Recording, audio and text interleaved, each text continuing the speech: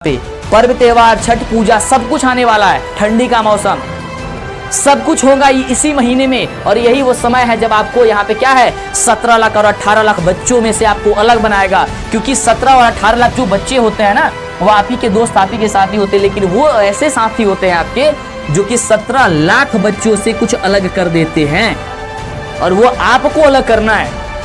साथियों, आज की इस वीडियो में बात करने वाले हैं कि सितंबर महीने से लेकर के एग्जाम तक की तैयारी आपको कैसे करनी होगी, उसका रोड मैप क्या होगा। क्योंकि ये आपका बीचों बीच का समय होता है, और यहाँ पे अगर आप भटक गए तो समझो कि आप पूरी तरीके से बाहर हो जाएंगे। जो आपका सपना था वो सपना आपका अधूरा हो जाएगा, और कहीं ना कहीं आपके मन में वो डर है, तो आज वो सारी के सारी डर खत्म होने वाली है। तो ये वीडियो उन बच्चों के लिए है जो परेशान हो चुके हैं, जो 90% 95% अंक हासिल करने वाले हैं। उनकी पूरी रोड मैप आपको हम बताने वाले हैं। क्योंकि ऑलमोस्ट मैं बात करता हूं कि सितंबर जो महीना है वो आपकी हाफ ईयरली यानी कि आधे सिलेबस यहां तक कंप्लीट कर दी गई है। अब आधे सिलेबस कंप्लीट हो गया, और इसके बाद से बहुत सारी छुट्टियां होती हैं और बहुत ही कम समय बचता है। उसके इसमें करना क्या होता है, आपको सारी चीजें का रिवीजन भी करना होता है, सब कुछ सिलेबस भी कंप्लीट करना होता है। तो आखिरकार कैसे हम अपने तैयारी को इंप्रूव कर सके, और कैसे लाखों बच्चों में जो वो भीड़ वाली जो एग्जाम होती है, 17 लाख 16 लाख जो बच्चे शामिल होते हैं एग्जाम में, उसमें से आप हीरा बन के निकलोगे।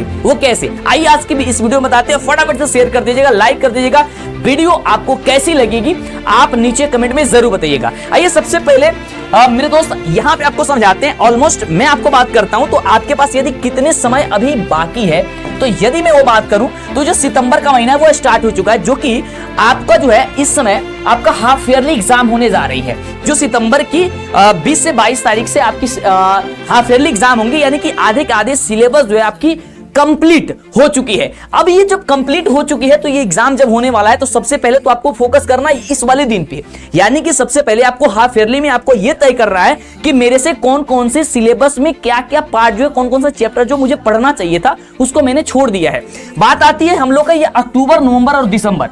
ये जनवरी वाला जो समय होता है बहुत ही अनोखा समय होता है। इसमें तो रिवीजन करने का टाइम होता है कि कैसे रिवीजन करने। ऑलमोस्ट आपके दिसंबर तक की जो महीना होती है ना, इसको आपको पूरी तरीके से अपने सिलेबस को सबसे पहले चैप्टर वाइज खत्म करने की जरूरत होती है। मेरे दोस्त, ये वीडियो सिर्फ आपके लिए है, और एक गौर से आप इसे ध्यान से सुनिएगा। सबसे पहले आपको इस सितंबर महीने में करना क्या है, एक एक महीने के बारे में मैं आपको चर्चा करने वाला हूं। एक एक महीने के बारे में मैं आपको बहुत ही बखूबी तरीके से बताने वाला हूं, जिससे कि आप भटक ना जाएं और आप अपने मंजिल को याद करिए। सबसे पहले अपने गोल को याद करिए कि आप जब अप्रैल महीने में, मई महीने में जब आए हुए थे और पढ़ रहे थे, उस समय आपको यह याद होगा कि हम 4 डालेंगे, और वो जुनून खत्म कैसे होते जा रहा है उसको अब एक फिर से उछाल लाना है उसमें। आइए सबसे पहले सितंबर महीने में आपको क्या करना है, एक नोटबुक खरीदना मेरे दोस्त। अब देखो, एक नोटबुक यानी कि कॉपी खरीदना है। उस कॉपी में सबसे पहले तो ये डिसाइड करनी है कि मुझे सितंबर महीने तक जो हाफ सिलेबस है वो कहां तक मैंने पढ़ लिया है, कौन कौन से बाकी है। और एक मेरे दोस्त कॉपी जरूर खरीदना जिसमें आप लोग मिस्टेक करते हो वो क्वेश्चन लिखना है। अब कई बार ऐसा होता है कि जब हम लोग क्वेश्चन बनाते हैं ना, तो बहुत सारे क्वेश्चन ऐसे होते हैं ना जिससे बार बार गलती हो जाती है। सपोज मान लो कि कोई त्रिकोणमिति का क्वेश्चन है, वो क्वेश्चन क्या होता है, हाइट एंड डिस्टेंस यानी कि आपका 9वां चैप्टर का जो क्वेश्चन है उसमें क्या होता है, बड़ा ही दिक्कत होता है। आप एक बार बनाते हो 2 से 4 दिनों बाद भूल जाते हो, या फिर आपका त्रिभुज का जो होता है सीध करने वाला क्वेश्चन वो भूल जाते हो। तो ऐसे ऐसे क्वेश्चन जो बार बार आप भूल जाते हो, या कोई बहुत सारे ऐसे न्यूमेरिकल्स होते हैं जिसे बनाते हो या सीध करने वाला भूल जाते हो। सबसे पहले तो आपको वो काम करेंगे, एक ऐसी कॉपी में लिख करके रखनी है जो आपके एग्जाम के समय बहुत बड़ा हेल्प करेगा। उसे आपको अलग कॉपी में रखनी होगी, ताकि जब आप एग्जाम देने जाएं तो उसे एक बार ध्यान से देख ले कि यही वो क्वेश्चन है जिसमें हमें मिस्टेक होती थी। तो उसके लिए तो सबसे पहले ये नोटबुक तो खरीदनी होगी आपको, यानी कि कॉपी खरीदनी होगी। लेकिन इस समय आपको जो सितंबर महीने चल रहा है, फटाफट से आपके मार्केट में यदि सिलेबस मिला तो सिलेबस को फटाफट से ले लीजिए, या मैं बहुत जल्दी आपकी पूरी सिलेबस हो नीचे डिस्क्रिप्शन में आपको डाल दूंगा। उस सिलेबस को देखिए कि इस महीने तक कौन कौन से चैप्टर, कौन कौन से एक्सरसाइज, क्या क्या कौन कौन से टॉपिक पढ़नी, उसे नोट डाउन करिए। और इससे हाफ ईयरली एग्जाम के सितंबर महीने में पूरे आधे सिलेबस को कंठस्थ आपको, मतलब कोई अगर आप सोए हैं ना और कोई जगह के पूछे भाई साहब 4.1 का ये क्वेश्चन कैसे बनेगा, फटाफट पेन पेपर लेकर के बना दो। रिवीजन करना सबसे ज्यादा जरूरी होती है, लेकिन उसके पहले इसको कंफर्म होना बहुत जरूरी है। तो आपको ये सितंबर को जो महीना है ना, ये आप कम करना होगा। अब जो अक्टूबर और नवंबर का महीना आता है, इसमें मेरे दोस्त होता क्या है कि भाई साहब बहुत सारी छुट्टियां आती है। अब ठंडी का महीना जो है स्टार्ट होना शुरू हो जाता है, इसमें आलसपन बहुत ज्यादा आता है। तो इसके लिए सबसे पहले आपको अभी से, ये सितंबर का जो महीना है ना, इसमें आपको रूटीन बनाना होगा। मैंने कहा था किसी भी चीज की रूटीन बनाने के लिए आपको 21 दिन वो वर्क करना होगा। तो अभी से आज से आप लोग 21 दिन वाला काम करना फॉलो कर दो। जैसे कि ठंडी का दिन भी जब आए, यानी अक्टूबर नवंबर और दिसंबर वाला भी दिन आए, तो आप उतना बैठने के लिए आपके पास वो शक्ति होनी चाहिए कि मैं 6 घंटे 8 घंटे में बैठ सकता हूं। यदि आप इस समय 6 घंटे 8 घंटे नहीं बैठ पा रहे हो, तो मैं दावे के साथ कह रहा हूं कि आने वाले दिन में जब आपका ये ठंडी का महीना आ जाएगा, जब आपके बोर्ड एग्जाम होंगे, तो 6 से 8 घंटा नहीं बैठ पाओगे और जबरदस्ती यदि बैठने की कोशिश करोगे तो वो चीजें आपके साथ सफल नहीं हो पाएंगी, क्योंकि बहुत सारी चीजें आपके दिमाग से स्किप हो जाएंगी, क्योंकि वो याद नहीं हो पाएगी, क्योंकि वो रूटीन आपका दिमाग जो उस चीज को सेट नहीं कर पाया होता है। तो सबसे पहले तो इस महीने में जो ये अनोखा होता है, और बीचों धार में है आप, एकदम बीचों बीच में है आप। इधर आपकी सिलेबस खत्म हो गई, इधर आपकी 6 महीने के बाद आपकी फिर से एग्जाम होने वाली है, 4 से 5 महीने के बाद। ये जो टाइमिंग होती है ना फरवरी वाला, ये तो आपकी एग्जाम की टाइमिंग है भाई, इसमें तो कुछ नहीं करना होता है, इसमें तो कुछ नहीं, बस वो आपका देखना है और आपका एग्जाम है। इसमें कभी रूम ढूंढने के लिए कहोगे, कभी कहोगे कि मेरे पास एडमिट कार्ड आ गया, उसको निकलवाओ, यहाँ जाओ वहां जाओ, फलान ठिकान होती है उसमें। इसमें तो कुछ करना नहीं है। जनवरी का जो महीना होता है सिर्फ इसमें सैंपल पेपर सॉल्व करना होता है, ठीक है। लेकिन ये आपको सितंबर के महीने समझ में आ गया कि मुझे क्या करना है। सबसे पहले आपको मिस्टेक वाली एक कॉपी खरीदनी है, उसमें मिस्टेक लिखनी है, क्या क्या मुझसे गलती होती है और आधे सिलेबस कहां तक मैंने कंप्लीट कर लिया उसको लिखना है। और ये जो मिस्टेक वाली चीज है ना, वो हर एक मंथ में कर रहा है। अक्टूबर का जैसे ही मंथ आपका स्टार्ट होगा, इसके बाद से कोशिश ये करनी है कि जितनी तेजी से पीछे वाली चीजें को मैंने कंप्लीट कर दे, उसे रिवीजन करते जाए। ऐसा ना हो कि मैं क्या करूं, सितंबर तक कर दिया, अक्टूबर में उस चीज को छोड़ दिया, चलो इसको है ही, लेकिन नहीं, इसको एक ऐसी रूटीन बनानी है जिसमें मुझे ये चीजें कंप्लीट होती जाए। अक्टूबर महीने जैसे ही आएंगी, आपकी हाफ ईयरली एग्जाम समाप्त होगी, आपकी एग्जाम की प्रेशर आपके सर पे बहुत तेजी से हो जाएंगी कि भाई साहब एग्जाम है। आज के रिलेशन को आपको आपके ध्यान में आने का, भाई साहब रिलेशन, रिश्तेदार मुझे क्या कहेंगे, घर वाले क्या कहेंगे, गांव वाले क्या कहेंगे। तो ये चीजें को आपको परेशान होने के लिए आपको ये समय आ जाएगा, आप परेशान लगेंगे होने, लेकिन बिल्कुल आपको परेशान नहीं होना है। आपको सिलेबस के अकॉर्डिंग आप इसको जितना जल्दी हो सकता है आप कंप्लीट करना होगा। दूसरी चीज, जैसा ही आपका अक्टूबर का महीना खत्म हो जाएगा, ऑलमोस्ट आपका जो है अक्टूबर महीने तक आपको बहुत कुछ ही ऐसे सिलेबस होंगे या टॉपिक होंगे जो आपको बचा रहेगा अक्टूबर और नवंबर का। यानी कि नवंबर का 15 तारीख यदि मैं मान लेता हूं, नवंबर की 15 तारीख, तो 15 तारीख तक ऑलमोस्ट आपकी सारा जगह सिलेबस को समाप्त कर दिया जाता है, जिस भी तरीके से समाप्त किया जाए, वो आपके स्कूल हो, कोचिंग हो, ऑफलाइन ऑनलाइन हर जगह। और हम भी आपकी पूरी सिलेबस को कंप्लीट करा देते हैं। वो हमारी हुंकार का बैच में जो बच्चा पढ़ रहा है वो हो, मास्टर बैच में पढ़ रहा हो, संघर्ष बैच में पढ़ रहा हो, या फिर यूट्यूब पे पढ़ रहा हो, या फिर ऑफलाइन कहीं भी पढ़ रहा हो, सारी के सारी ये 15 तारीख यानी कि नवंबर के महीने में सब कुछ कंप्लीट हो गया होता है। यानी कि देखने के लिए तो है हमारे पास कि अभी हाफ ईयरली है, लेकिन कहने के लिए हाफ ईयर, केवल कहने के लिए भाई। अब ऐसे भी सोचो ना कि तुम्हारी अभी एग्जाम हुई थी, इसके पहले वाली मंथ में तो 3 माही परीक्षा हुई थी, और अभी आपकी इसी मंथ में होने जा रही है 6 माही परीक्षा, यानी कि अर्धवार्षिक परीक्षा, और तुरंत ही आपकी फाइनल एग्जाम होंगी। तो ऑलमोस्ट ये 1.5 से 2 महीने ही है, और इस महीने में आपको सिलेबस को कंप्लीट करना होगा। हर कोई कंप्लीट करा देगा, वो आपके शिक्षक क्यों ना हो, वो ऑफलाइन क्यों नहीं जा रहे हो, आपका सिलेबस ऑलमोस्ट कंप्लीट हो जाएगा नवंबर तक। लेकिन नवंबर तक जैसे ही कंप्लीट होगा ना, तो मैं तो अभी से बोल दिया भाई साहब, आप लोग क्वेश्चन बैंक खरीद लिया करो। देखो, अपने एग्जाम में बहुत बेहतर करने के लिए आपको क्वेश्चन बैंक का मदद जरूर लेना होगा, और वो क्वेश्चन बैंक जो चैप्टर वाइज हो। हमने एक बने 1000 बार मैं बोल चुका हूं, यार मेरे दोस्त आप क्वेश्चन बैंक ले लो, और बहुत जल्दी क्वेश्चन बैंक की मैं सीरीज चलाने वाला हूं। कितने बच्चे सहमत है क्वेश्चन बैंक की सीरीज के लिए? चैप्टर वाइज क्वेश्चन बैंक की सीरीज चलाने वाले हैं। सिर्फ 1 महीने के अंदर में ताबड़तोड़ वो सीरीज चलेगी, लगभग 1.5 घंटे 2-2 घंटे की क्लास चलने वाली है, जिससे आपका वो रिवीजन हो सके, आपको पता हो सके कि किस प्रकार से क्वेश्चन आपके बोर्ड एग्जाम में पूछे जाते हैं, उसका आंसर कैसे करने हैं। यहां तक ये चीजें आपको कंप्लीट करके रखना है। अब आती है भाई साहब हम लोग का ये नवंबर के 15 तारीख के बाद से और दिसंबर के 15 तारीख तक, इसमें आपको मॉडल सेट जो कि आपके बोर्ड एग्जाम में आने वाली प्रश्न होती है उसको सॉल्व करना होता है।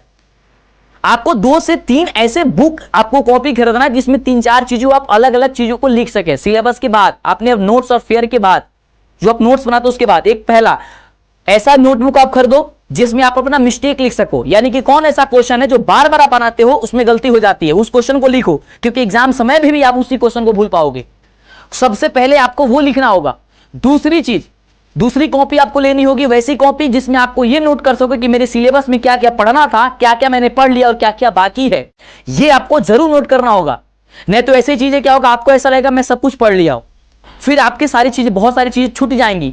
तीसरी चीज की फॉर्मूले वाली कॉपी आपको एक जरूर खरीदना होगा, वो 10 से 5 रुपए खरीदिए और उसमें वो फॉर्मूले लिखिए जो आपके लिए वो बहुत कारगर साबित हो रहा है, उसका बहुत ही ज्यादा, जैसे कारगर साबित होने का मतलब क्या होता है, बहुत सारे फॉर्मूले एक से एक जुड़े होते हैं, तो उसमें शॉर्ट फॉर्म, ऐसा नहीं कि आप देखो अब अब जैसे मान लो कि एक फॉर्मूला होता है, जैसे कि साइन स्क्वायर थीटा वाला जो फॉर्मूला होता है, sine square theta plus cos square theta, ठीक है। अब इसमें बराबर 1 जानते हो।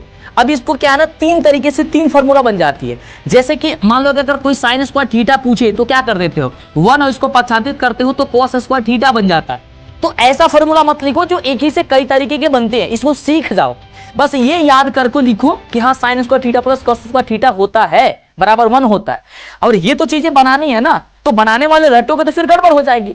अब इसके बाद से मान लो कि वो साइन थीटा पूछ दिया जाए कि मेरे दोस्त साइन थीटा क्या होती है, तो क्या कर दोगे, जब ये स्क्वायर है तो हटेगा तो ऐसे ही रूप चढ़ जाएगा, तो ये फॉर्मूला तो ऐसे ही बन गया ना, इसमें कुछ करने की जरूरत नहीं थी। तो इसको लिखने की कोई जरूरत नहीं है, हालांकि आपका मर्जी, आप लिखना चाहते हो लिख सकते हो, लेकिन फॉर्मूले की कॉपी जरूर आप बनाया करो, नोट्स जरूर बनाया करो। और ये समय आपकी अगली निकल गई तो सारे के सारे सपने अधूरा हो जाएंगे मेरे दोस्त। और यदि मैं जो कह रहा हूं वो आपने काम कर लिया और आज से आपने आधा डाल दिया, आपके अंदर सिर्फ इस वीडियो को लाने का मतलब जोश डालना था, आपके अंदर में ऊर्जा डालनी थी कि भाई साहब अब समय नहीं, खत्म हो गया है। जो आप सोच रहे थे चलो आज मैं कल पढ़ लूंगा, वो गया। अगर एक दिन अगर आप गंवा दिए, 1 घंटे गंवा दिए कहीं बर्थडे पार्टी में, कहीं शादी विवाह में, क्योंकि शादी विवाह के बाद दिन आने वाला भाई, यहाँ पे पर्व त्योहार छठ पूजा सब कुछ आने वाला है, ठंडी का मौसम सब कुछ होगा इसी महीने में। और यही वो समय है जब आपको यहाँ पे क्या है, 17 लाख और 18 लाख बच्चों में से आपको अलग बनाएगा। क्योंकि 17 और 18 लाख जो बच्चे होते हैं ना, वो आप ही के दोस्त, आप ही के साथी होते हैं, लेकिन वो ऐसे साथी होते हैं आपके जो कि 17 लाख बच्चों से कुछ अलग कर देते हैं, और वो आपको अलग करना है।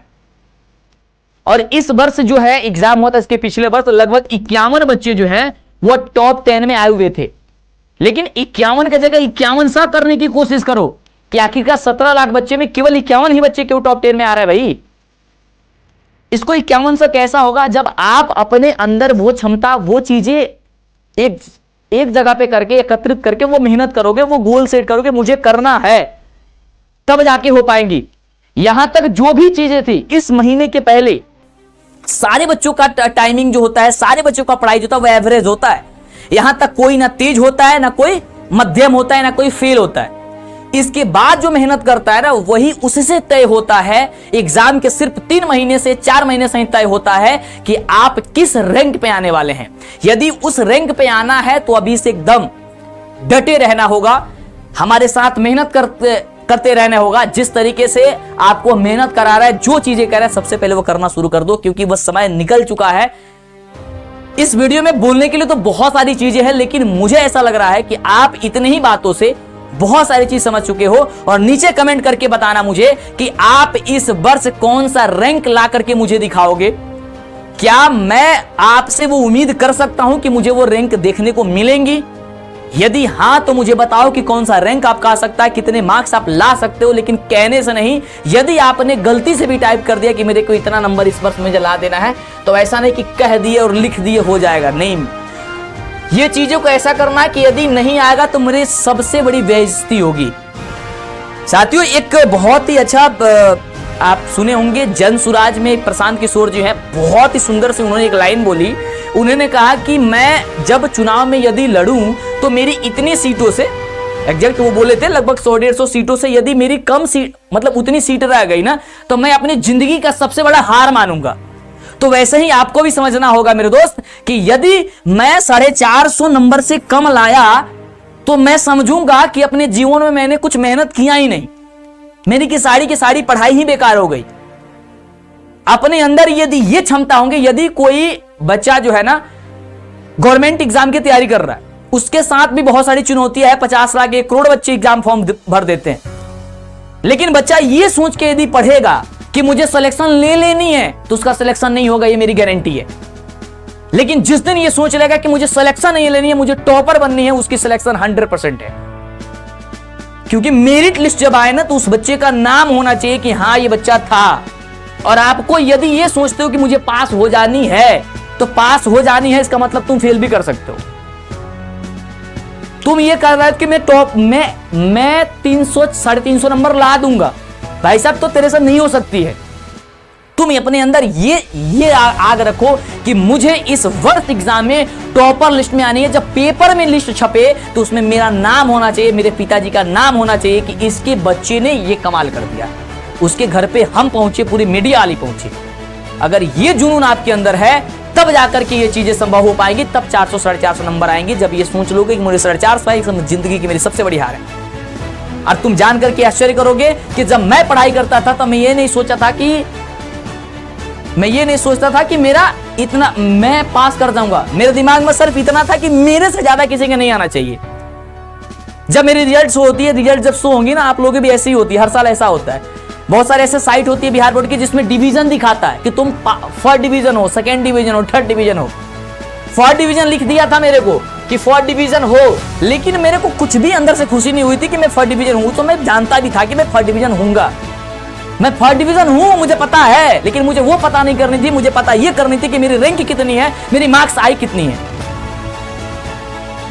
तो आपके अंदर भी इतनी रहनी चाहिए कि आपके अंदर तो ऐसा रहना चाहिए, भाई साहब मुझे तो टॉपर क्या, ये मुझे फर्स्ट डिवीजन, मैं फर्स्ट डिवीजन हूं, लेकिन मुझे रैंक हासिल करनी है यार।